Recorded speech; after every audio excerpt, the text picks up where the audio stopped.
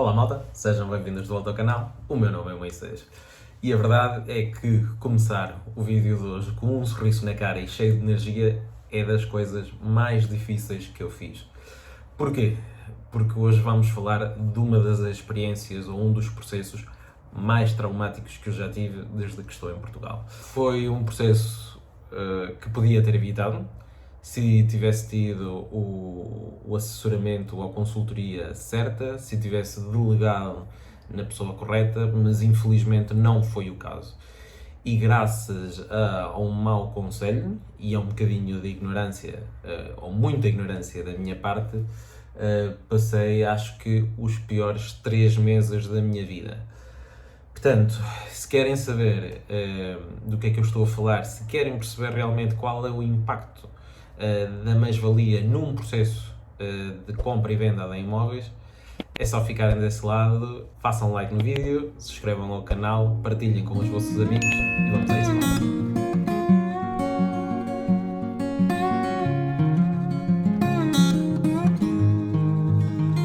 Então, malta, antes de passarmos aos números, queria fazer aqui um bocadinho de enquadramento do que é que se passou ou qual foi o início deste processo. Basicamente, se vocês têm assistido os últimos vídeos do canal, sabem que eu comprei um apartamento na zona de Moscavide, que tenho mostrado a remodelação nos últimos vídeos do canal, e que no fim acabei por vender o imóvel e com essa venda consegui adquirir um imóvel da Portela, que foi aquele imóvel que vocês viram logo nos primeiros vídeos do canal. Até aí estava tudo bem. Qual foi o problema? O problema foi, na altura da venda do imóvel, eu entrei em contacto com uma suposta contabilista de confiança, que me foi referida por alguns colegas. Fiz um agendamento e disse, olha, eu agora estou num processo de venda de um imóvel que comprei, o valor da venda é X, o valor da compra foi Y, as faturas foram estas, o valor das obras, por aí fora, e pretendia comprar este imóvel com este valor, pretendia gastar já na obra, porque lá está, como eu tenho dito em alguns vídeos, sempre que eu compro ou vendo ou que eu me meto numa obra, o projeto normalmente já está minimamente mastigado, portanto os custos estão minimamente balizados. Portanto, vou comprar um apartamento X, o valor das obras que pretendo gastar é Y e por aí fora. Ou seja, eu descrevi a operação a nível de custos, gastos e por aí fora. A contabilista, levei as faturas que eu tinha à data, ao que ela me diz, olha, como tu estás a vender uma habitação própria permanente e vais comprar outra habitação própria permanente, desde que tu reinvistas absolutamente tudo no imóvel que vais comprar, tu não vais pagar absolutamente nada de mais-valias, portanto, guarda todas as faturas, guarda tudo e quando fizermos o IRS para o ano, tratamos disso, mas não te preocupes que, como é a habitação própria permanente, para a habitação própria permanente, desde que guardas o registro de tudo, está tudo certo. A verdade é que não estava tudo certo, porque ela devia ter pormenorizado, eu também devia ter provavelmente procurado uma segunda opinião, porque o quadro pintado foi um quadro maravilhoso. A realidade é que para as finanças isto não é assim tão linear, as coisas não são assim tão simples e efetivamente acabei por pagar a conta e não foi brincadeira. E mais do que a conta foi o desespero, a incerteza, a ignorância, as opiniões que vinham de todos os lados e mais alguns, todas elas contrárias, o apoio ou a falta de apoio por parte do Portal das Finanças para esclarecer qualquer situação, remetiam sempre para um agendamento presencial. Os agendamentos presenciais não corriam minimamente bem, porque as pessoas que estão nos atendimentos normalmente não são as gestoras do nosso processo, portanto acabam por não dar uma resposta fidedigna ou não esclarecer ao pormenor. Portanto, o que é que eu queria fazer convosco? Eu vou utilizar o simulador do Doutor Finanças, que acho que é uma ferramenta impecável para calcular as mais-valias, e vou explicar a primeira simulação que esta contabilista fez para o IRS deste ano, ok? Os valores não estão aos cêntimos, mas permitem perceber a gravidade do que é que aconteceu, e queria também falar de algumas vicissitudes e de algumas nuances que o meu processo em particular teve. Atenção, este vídeo é falar da minha experiência, deste negócio em concreto e sempre na ótica de habitação própria permanente para a habitação própria permanente. O cenário em segundas habitações, investimentos e por aí fora não é a mesma coisa. Então, malta, estamos aqui no simulador do Doutor Finanças. Basta escrever no Google simulador mais-valias e é logo a primeira opção que vos aparece. E o que é que nos pede para começarmos este cálculo? Pede-nos aqui o valor de adquisição do imóvel, que no meu caso foram 159.800 euros. Depois o ano de adquisição foi em 2020, na pandemia, no mês de junho. E depois pede-nos aqui o valor de venda, que neste caso foi 267.500 euros. O ano de realização desta venda foi o ano passado, 2021, no mês de outubro. Ok, até aqui é a parte simples, fácil, não há dúvidas, não há coisas para inventarmos. Onde começa a complicar? Começa a complicar aqui no que eles me referem como despesas e encargos.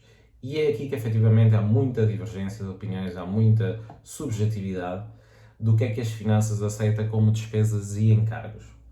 Eu vou colocar aqui o valor inicial que a minha contabilista colocou na declaração e que este valor engloba o quê? Engloba os impostos iniciais na compra do imóvel, engloba a comissão da imobiliária e engloba todos os valores da obra que fizemos. Atenção que todos estes valores têm de estar obrigatoriamente suportados em faturas com a vossa identificação fiscal, com a morada do imóvel e por aí fora. Portanto, assumindo todos estes valores, chegamos aqui a um valor total de 57.800 euros. Aqui o simulador diz-nos automaticamente que a nossa mais-valia é de 49.900 euros. Que se vocês fizerem as contas de uma coisa e da outra, vão dizer para lá, mas se eu fizer estas contas, a tua mais-valia é um bocadinho mais do que isto, mas não, malta. A mais-valia é, nós calculamos o diferencial destes valores e só 50% deste valor calculado é que depois entra no nosso rendimento anual e é com base nisso que eles vão taxar depois este imposto. Portanto, aqui o simulador já vem preparado para simular este imposto e o que é que eles vos pede? Pede-vos indicar se este imóvel que vocês venderam era habitação própria permanente e se pretendem reinvestir numa outra habitação própria permanente. Neste caso colocamos que sim, e aqui é que vem outra vez mais uma das muitas nuances. Mais uma vez eu vou colocar aqui o valor que a contabilista colocou, que neste caso foram 176.800 euros. Estes 176.800 euros dizem respeito ao quê? Ao valor do distrate na altura da venda do imóvel. Ou seja, é o valor que eu tive de devolver ao banco na altura da venda do imóvel, correspondente à liquidação do crédito para obras e do crédito para habitação, obviamente com as penalizações associadas que já estavam previstos no contrato do crédito. Depois aqui é que vem mais um campo cheio de nuances e cheio de subjetividade, que é o montante que você pretende reinvestir. Mais uma vez, eu vou colocar aqui o valor que a contabilista considerou. Estes 70.000 euros dizem respeito a quê? Dizem respeito a os 2% da entrada inicial na compra do outro apartamento, assim como o valor de todas as faturas, para as obras, para os impostos, que na altura da escritura, por aí fora. Portanto, estamos a falar que eu gastei do meu bolso 70.000 euros neste novo apartamento. Depois aqui faz mais algumas perguntas, que é: fiscalmente resido em Portugal? A resposta é sim. Declaração conjunta, não. E pede-vos aqui o vosso rendimento coletável, que não é mais do que o vosso ordenado bruto vezes o número de meses que vocês tenham. No meu caso são 14 meses, não tenho outras fontes de rendimento por fora, portanto vamos colocar aqui 34.000 euros. Depois pergunta aqui se tivemos algum benefício do Estado, a resposta é não. E então isto o que é que nos diz? Diz-nos que eu teria de pagar 2.333 euros em mais-valias. Portanto, logo aqui temos o primeiro alerta. Inicialmente a contabilista tinha-me dito: espera lá, Moisés, não te preocupes, de habitação própria permanente para habitação própria permanente não vais pagar nada. E como estão a ver, afinal, vou ter de pagar, ou teria de pagar 2.333 euros. Atenção, estes 2.000 euros não estão ainda a deduzir tudo aquilo que eu tenho no e-faturas, PPRs, enfim, ou seja, isto é só a componente que eu teria de pagar das mais-valias, assumindo que eu não tenho absolutamente nada ao meu favor, que não era o caso, mas pronto, isto era o primeiro cenário. Ela faz a declaração com esta premissa e com todos os benefícios ao meu favor, diz-me que eu irei receber, aliás, 1.300 euros. Portanto, malta, foi o melhor negócio que eu fiz na minha vida, tudo maravilhoso, tudo simples. Não. As finanças, passado 2 dias, abriram divergência e disseram que eu teria de comprovar todos os valores que estavam nesta declaração. Ao que a contabilista pega em todas as faturas e todo o processo e, sem qualquer tipo de triagem, remete para as finanças. Eu achei que estava tudo encerrado, lá está, tinha o suporte físico de todas estas faturas e de todos estes processos, portanto, estava perfeitamente descansado. Mais uma vez, passado 2 semanas, sou surpreendido com uma carta das finanças em que me dizem: espera lá, nada daquilo que tu preencheste faz sentido, nem é assim. E, aliás, dão já a sugestão de quais as correções que eu deverei introduzir na minha declaração. E estas correções são o quê? As correções eram: o valor da adquisição não altera, como é óbvio, o da venda também não, mas começamos aqui com o problema das despesas. Resulta que vocês vão gozar comigo, vão dizer: opá, como é que conseguiste ser tão burro, como é que te passou ao lado? Enfim, malta, eu massacrei-me até a exaustão por causa deste erro, porque já vão ver o impacto que ele tem no cálculo final, mas basicamente as finanças não aceitaram a fatura total da obra do apartamento que eu vendi. Porquê é que eles não aceitaram esta fatura? Porque a morada que constava na fatura não era a morada do imóvel. Vocês vão me dizer: como é que não era a morada do imóvel? Como é que não viste? Primeiro, não era a morada do imóvel porquê? Porque quando eu abri a ficha do cliente com o empreiteiro, eu ainda nem sequer era dono do imóvel, abri esta ficha na altura para um orçamento e que foi esse o orçamento que eu utilizei no banco. E ao longo do processo, malta, nunca mais me lembrei de alterar a ficha do cliente. O empreiteiro também não se lembrou, não sei se foi má vontade, não sei, não interessa, mas a verdade foi que a partir do momento que eu abri a ficha do cliente, eu nunca mais alterei qualquer um dos meus dados e, apesar da fatura ter o meu nome completo, ter o meu NIF, a morada do imóvel não era a morada do imóvel que eu vendi. Portanto, logo 30.000 euros destes 57.800 euros foram a vida segundo as finanças. Portanto, só me reconheciam 27.800 euros como despesas que eu tive. Bem logo que o valor passou dos 49.990 para 79.900. Portanto, vamos continuando aqui. Segunda surpresa da noite: valor da amortização ao empréstimo. Se vocês estiveram com atenção, eu bocadinho disse que isto era o valor do distrato da liquidação do meu crédito para obras e do meu crédito para habitação. Resulta que, malta, se vocês pararem 2 segundos para pensar, coisa que eu não fiz e claramente a minha contabilista também não fez, se eu estou a colocar o valor de faturas que eu paguei para a obra como despesa, eu também não posso deduzir também o próprio crédito para obras nesta rubrica aqui. Portanto, eu estaria a duplicar o meu valor de obras entre o deve e o haver. Portanto, as finanças, e com razão, disseram-me: bom, Moisés, neste caso, o teu valor da amortização é só do empréstimo de habitação própria permanente. Portanto, passei para 142.785 euros. Foi este o valor, ou a parcela, que dizia respeito apenas ao crédito para habitação própria permanente. Onde é que veio aqui a última e pior surpresa de todas elas? A contabilista tinha dito que se eu reinvestisse absolutamente tudo e ficasse com as faturas de tudo, isto não ia gerar mais-valias. A verdade é que ela não sabia rigorosamente do que estava a falar, e é uma pena, não percebo como é que há contabilistas certificados a dar este tipo de aconselhamento ou este tipo de serviço, mas é mentira, malta. O reinvestimento para as finanças só pode ser encarado de duas formas. Ou o imóvel, este imóvel que passa a ser a vossa nova habitação própria e permanente, já era vosso e vocês vão reinvestir o dinheiro da vossa mais-valia em obras para esse imóvel, e aí sim as obras contam como reinvestimento. Ou caso contrário, quando estão a comprar este novo imóvel, o valor tem de ser colocado completamente na adquisição do mesmo e não em obras.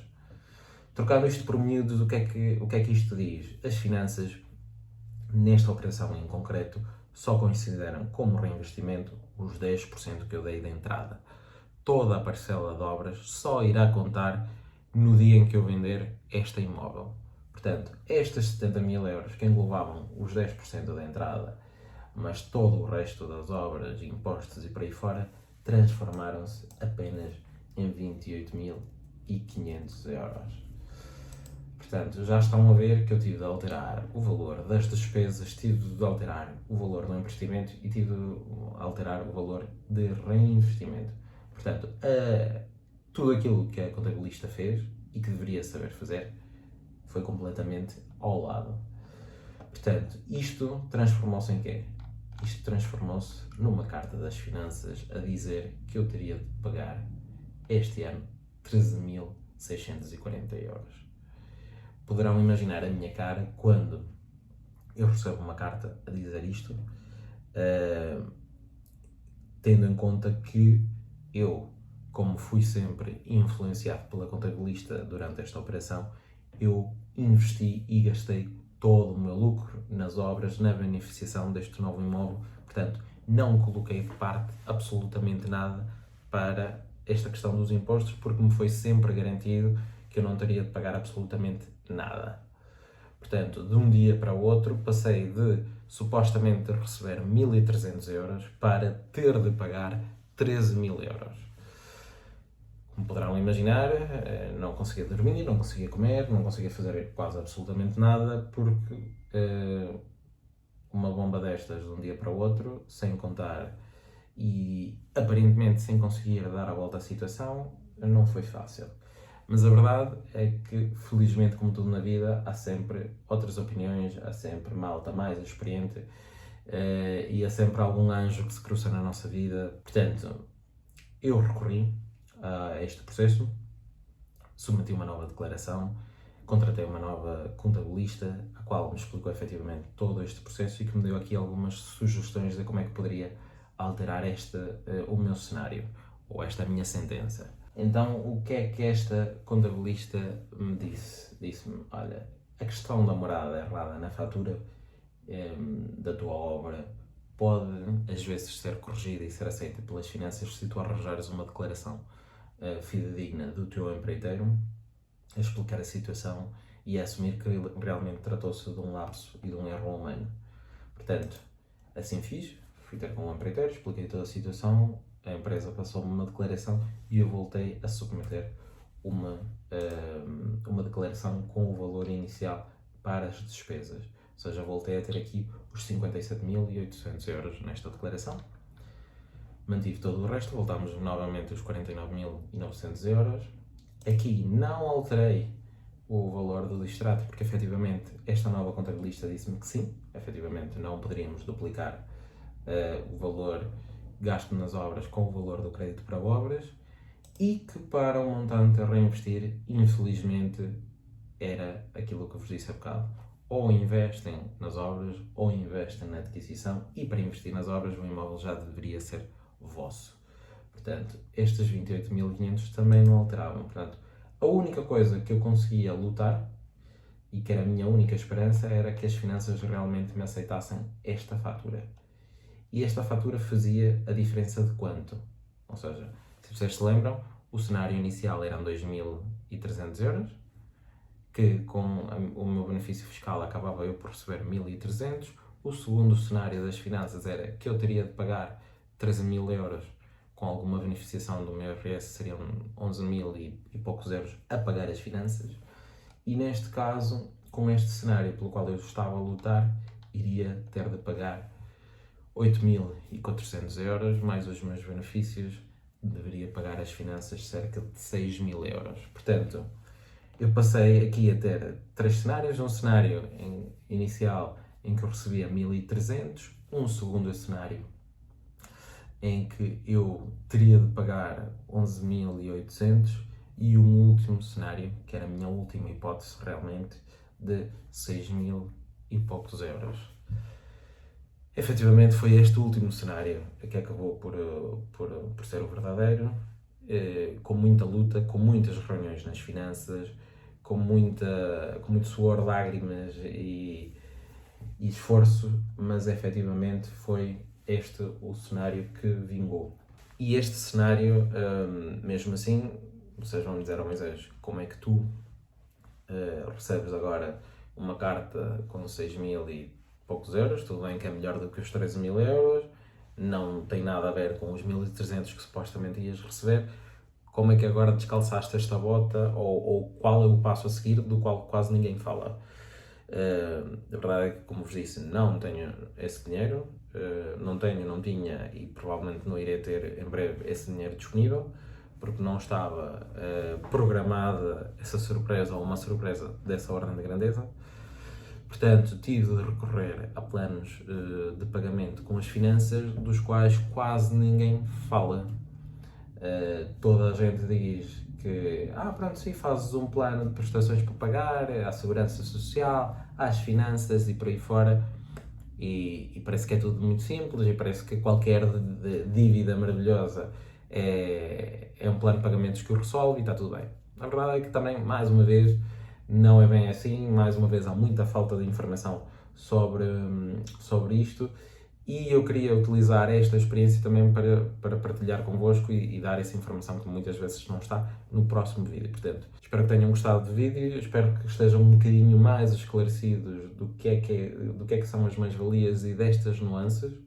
Obviamente o processo de mais-valia varia de pessoa para pessoa, cada um tem as suas condições, cada uma tem as suas vicissitudes, tem de ser sempre cingido ao negócio em questão, às pessoas em questão, mas penso que é um bom alerta, um bom abre-olhos para terem sempre em atenção, sobretudo pedirem sempre uma ou duas opiniões a contabilistas, não serem influenciados só por um, verificarem as vossas faturas, porque efetivamente viram a diferença que faz numa declaração a contabilização de uma fatura ou não.